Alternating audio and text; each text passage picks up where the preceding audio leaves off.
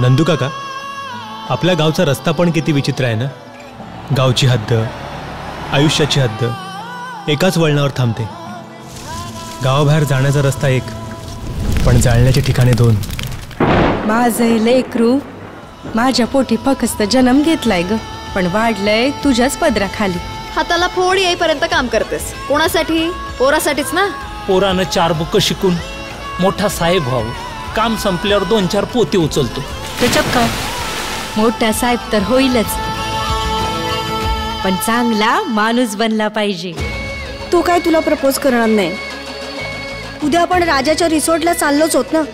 तूच कर की प्रपोज त्याला.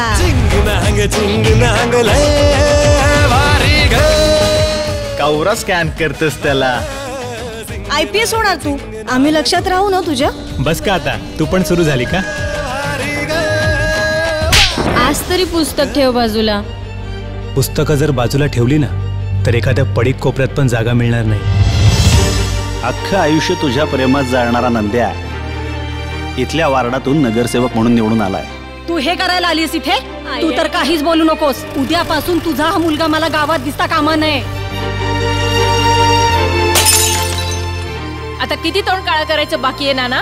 ज्या प्रेमाला व्याख्या असते ना ती प्रेम नाही बघ, तो कसला तरी स्वार्थ समजावा. लेकीच्या जन्माची लायकी समजून घेण्या इतका समाज लायक झालाच नाही. नियतीने कसा खेळ मांडला ना आपल्या आयुष्याच्या.